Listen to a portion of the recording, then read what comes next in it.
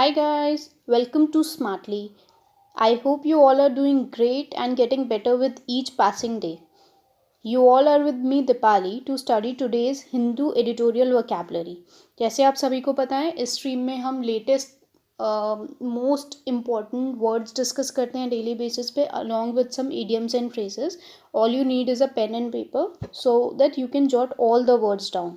So let's get started. First word of the day is annihilate. Annihilate ये generally आपने जितनी war situations होती है वहाँ पे पढ़ा होगा. इसका मतलब होता है किसी चीज़ को कम्प्लीटली भस्म कर देना या डिस्ट्रॉय कर देना. As you can see in this image यहाँ पे वोल्केनो इरप्शन हुआ है या बॉम्ब ब्लास्ट जो भी हुआ है उसकी वजह से ये पूरा का पूरा एरिया डिस्ट्रॉय हो चुका है. तो इसके लिए हम यहाँ पे टर्म यूज़ करते हैं एनहाइलेट. लिटरल मीनिंग देखें तो डिस्ट्रॉय कर देना, मिटा देना. जब आप इसको रीड करते हैं यहाँ से आप समझ सकते हैं कि जब हम किसी चीज़ को मिटाते हैं उसको वाइप करना भी कहते हैं. ठीक है, तो वहीं से इसका एक सिनोनिम आता है, उसका एक सिनोनिम आता है वाइप आउट. राइट. अब ये ऑब्लिटरेट क्या होता है? How do we pronounce it? Obliterate. Suppose हमारी बॉडी में जैसे बहुत सारी ब्लड सप्लाई होती है, प्लांट्स में न्यूट्रिएंट्स के लिए वाटर जाइलम फ्लोइम करके ऐसे सप्लाई होती है बहुत सारी. ठीक है, अगर वहाँ पे किसी तरह की रुकावट आ जाए तो क्या होगा? ये पूरी की पूरी चीज़ डिस्ट्रॉय हो जाएगी. इसीलिए एनहाइलेशन का एक सिनोनिम ऑब्लिटरेशन भी हो सकता है, ऑब्लिटरेट भी हो सकता है. राइट. अब मिटा देना एक क्रिया है, that's why it's a verb. Right. Let's go forward. जब किसी चीज़ को हम डिस्ट्रॉय कर देते हैं वो एनहाइलेशन होता है. तो किसी चीज़, इसका ऑपोजिट क्या होगा? किसी चीज़ को बना देना, that is create. So antonym of annihilate is create. Okay. Then example of annihilate is the plan was to annihilate all the terrorist in the valley. Plan था मिटा देने का सारे टेररिस्ट को in the valley. I hope this word is very clear for you. Let's go forward. Next word is fabled. इसको आप फैबल भी कह सकते हैं, फेबल भी कह सकते हैं. इसको हम फेबल से समझेंगे. अब फेबल मतलब क्या होता है? आपने बचपन में ये सुना होगा, जो आप छोटी स्टोरीज जो हमारी नानी दादी जो भी कहानियाँ सुनाती हैं उनको इंग्लिश में हम फेबल कहते हैं. इट्स अ शॉर्ट टेल जिसके साथ कोई ना कोई मॉरल या कोई अच्छी बात छुपी हुई होती थी. For example, do you remember this image? इस इमेज में एक टॉर्टोइज है और एक हेयर है. Hare and the tortoise is a very very common tale. ठीक है, वहीं से ये वर्ड फेबल आया, फेबल्ड आया. कैसे?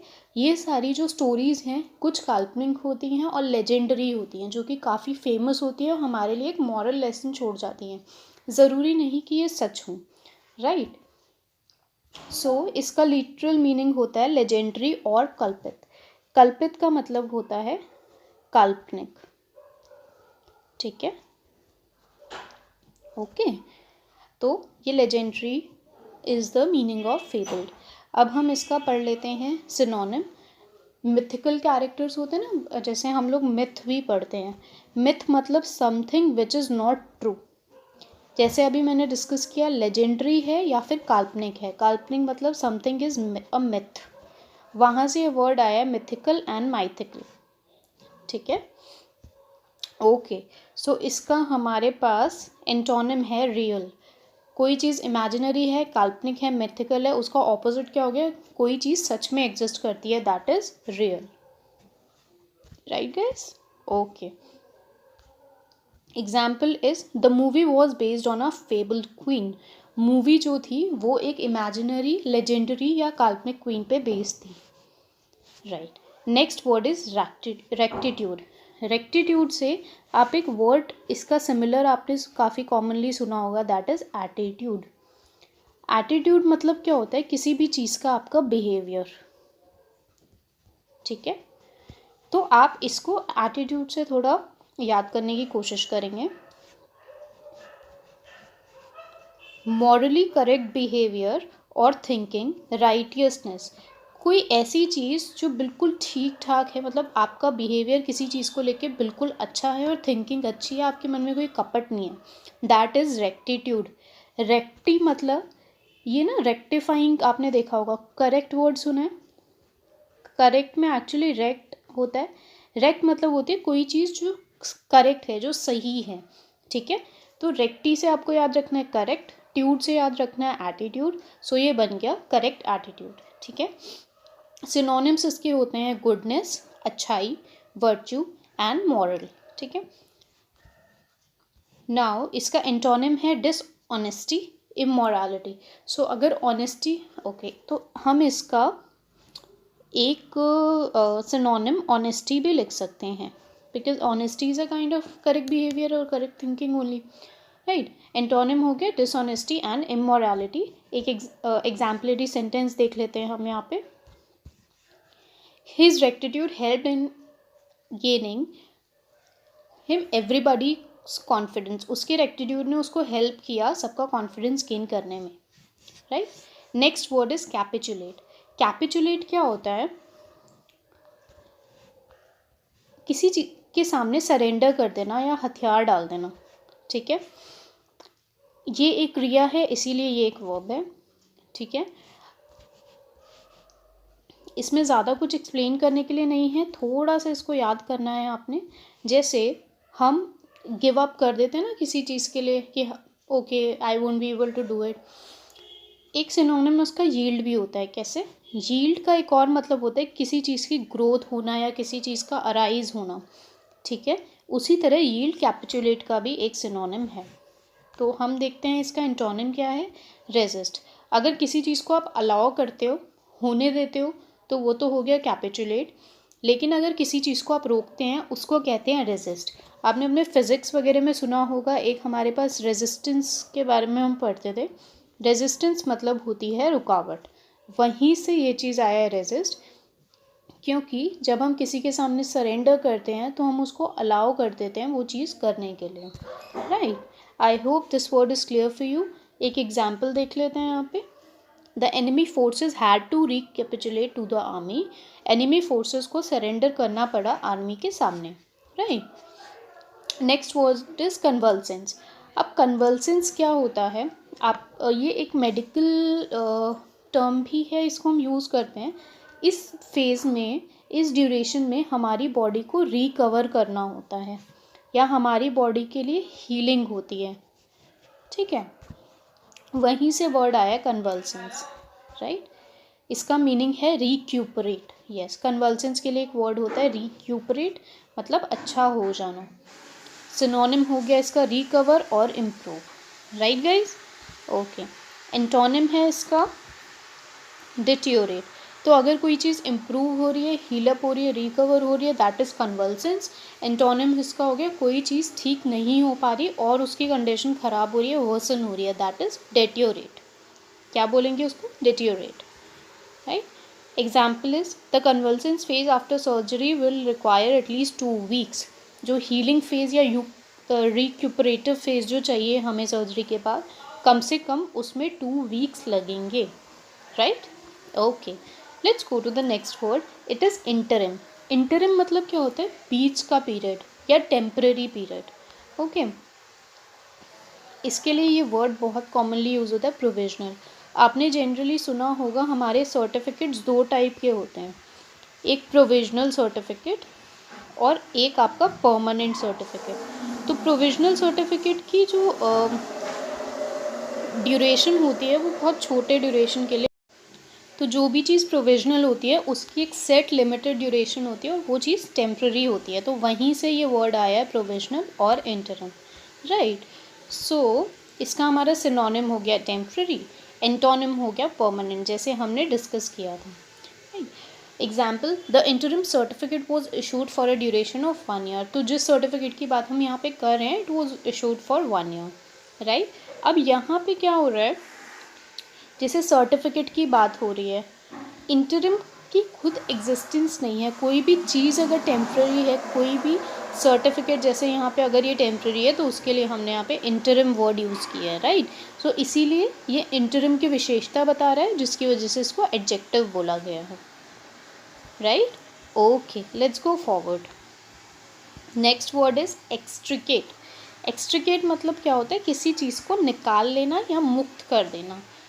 एक्सट्रैक्ट, आपने एक्सट्रैक्शन सुना होगा कि हमारे जो मिनरल्स होते हैं या मेटल्स होते हैं उनको हम अपने ओर्स से निकालते हैं, ठीक है, ये कैसे पत्थर की फॉर्म में होते हैं, जैसे हम माइनिंग करते हैं तो वहाँ से हम इनको निकालते हैं। ओर्स जब निकाल लेते हैं तो इसके अंदर से मेटल को निकाला जाता है, तो उसको हम एक्सट्रैक्शन कर देते हैं।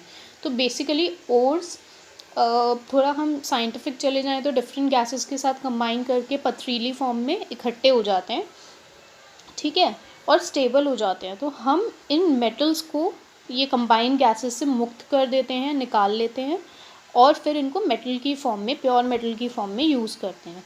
Right guys, okay. तो किसी चीज़ को फ्री करना या उसको रिलीज़ करना इज़ एक्सट्रीकेट, याद रखना है, the word is extricate, it sounds very very similar to extract, right. Okay, so next word, अच्छा ओके, इसका हम एंटोनिम देख लेते हैं। एंटैंगल, एंटैंगल मतलब होता है फंसाना, ठीक है। एक आपने मूवी देखी होगी शायद, एक एनिमेटेड मूवी है टैंगल्ड। इसमें जो गर्ल होती है वो हर चीज़ में हमेशा फंस जाती है, तो इसीलिए मूवी का नाम टैंगल्ड है। हमारे हेयर के लिए भी बोलते हैं कि हेयर आपस में टैंगल हो गए हैं, जैसे ये नॉर्मल हेयर है, ये आपस में उलझ जाते हैं तो उलझने को टैंगल कहते हैं। तो उलझ क्या, एंटैंगल होना इज़ द एंटोनिम और ऑपोजिट ऑफ एक्सट्रिकेट और extract, right. Example for extricate is Gary tried to extricate himself from the prison, Gary ने अपने आप को प्रिजन से मुक्त करने की कोशिश की। Okay, next word is impending. Impending क्या होता है, आपने इमिनेंट ज़्यादा कॉमनली सुना होगा, तो जैसे इम्पेंडिंग वर्ड जनरली डेंजर के साथ यूज़ होता है, ठीक है। इम्पेंडिंग, डेंजर, कोई चीज़ बहुत ज़्यादा क्लोज आ गई है ना, कोई टाइम है, कुछ भी ऐसी सिचुएशन है जो काफ़ी क्लोज है आपके, उसके लिए हम एक वर्ड यूज़ करते हैं इम्पेंडिंग, ठीक है। इम्पेंडिंग का अपना निकट का होता है इसका मतलब, राइट। अब ये उस टाइम या उस डेंजर की आपको विशेषता बता रहा है, इसीलिए ये एडजेक्टिव होता है, राइट। ओके, सिनोनिम्स देख लेते हैं। कोई चीज़ एट हैंड है, हम कहते हैं ना एक हाथ का ही डिस्टेंस था, इतना पास है कि सिर्फ एक हाथ का डिस्टेंस है, तो ये हो गया इम्पेंडिंग। कोई चीज़ काफ़ी निकट होती है तो उसको हम क्लोज तो कहते ही हैं, राइट।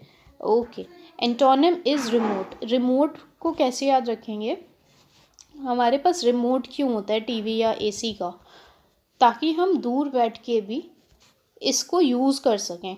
तो रिमोट का मतलब क्या होता है, वो चीज़ जो आपको दूर रह के चीज़ों को कंट्रोल करने की सर्विसेज प्रोवाइड कर सकें, ठीक है। इसी तरह cars can take you to remote places, काफ़ी दूर प्लेसेस पर कार आपको लेके जा सकती है, इसीलिए it is the antonym of impending which means imminent और निकटतम, right. Example of impending is there was an impending danger of losing multiple lives, निकटतम डेंजर था कि ज़्यादा से ज़्यादा लाइव जा सकती थी, right. Next word is flurry. आप सबने मैक फ्लरी खाई होगी, मैकडी में जाके देयर इज़ अ ब्यूटीफुल सा कप, उसके अंदर ब्यूटीफुल सी आइसक्रीम होती है, राइट। तो उसमें बेसिकली क्या होता है, फ्लरी, आप इस इमेज से ध्यान रखिए, लहर जैसी दिख रही है, ठीक है। तो फ्लरी का मतलब होता है किसी भी चीज़ की लहर, ठीक है। ओके, लहर को हम वेव भी कहते हैं, और उससे जब फ्लड आ जाता है बहुत ज़्यादा, किसी मतलब बहुत ज़्यादा अमाउंट में वेव और वाटर कोई चीज़ भर जाती है तो उसको फ्लड कहते हैं। एंटोनिम हो गया डायर्थ या डेअर्थ, इसको आप इजी वर्ड याद कर सकते हैं, स्कार्सिटी और स्कार्स। किसी चीज़ की जब कमी हो जाती है वो फ्लरी का ऑपोजिट हो जाता है, क्योंकि फ्लरी मीन्स किसी चीज़ का इतना ज़्यादा अमाउंट होना कि उसमें लहर आ जाती है। Sometimes we get flurrily happy, flurrily excited, तो उसका मतलब एक खुशी की लहर आ जाती है। ओके, यहाँ पे एक वर्ड मीनिंग जो लिटरल मीनिंग होता है that is pet, right. Okay, इसका एग्जाम्पल देख लेते हैं। I received a flurry of wishes on my birthday, मैंने विशेज़ की लहर रिसीव की on my birthday. So we have completed all the words from vocabulary session. अब हम डिस्कस करेंगे idioms and phrases. First idiom and phrase of the day is see eye to eye. See eye to eye मतलब ये नहीं होता किसी की आंखों में आंखें डाल के देखना है ऐसा कुछ। सी आई टू आई मतलब क्या होता है, किसी के साथ, जैसे आप इस इमेज में देखेंगे they are seeing eye to eye, दोनों सेम बात सोच रहे हैं, तो किसी कॉमन चीज़ पे अग्री करना is seeing eye to eye. It means agreeing with someone. For example, they finally saw eye to eye to come to conclusion after 2 hours or discussion. Finally उन्होंने आई टू आई देखा ताकि वो एक कंक्लूजन पे पहुंच सके 2 आवर की डिस्कशन के बाद. Right. Next idiom and phrase of the day is hit the nail, और to hit the nail on the head. इस इमेज में आप देख सकते हैं, इसका एक्चुअली मतलब क्या होता है, टू बी एग्जैक्टली राइट, मतलब सिर्फ काम की आप बात कर रहे हैं, जो मेन बेस है किसी भी चीज़ का वो आप पॉइंट लेके आए हैं. Literal meaning is to describe exactly what is causing a situation और अ प्रॉब्लम, और to be exactly right. For example, he hit the nail on the head when he was asked about the reason for delay in flight. जब उससे reason पूछा गया delay in flight का, तो उसने exactly describe किया कि क्या प्रॉब्लम थी, और उसने ये चीज़ सही की. Right. So guys, we have completed all the idioms and phrases also, and all the words of Hindu's vocabulary for today also. If you like the session, please hit the like button and share it also, so that it can help other students like you. Thank you very much for watching. Stay safe. Bye bye.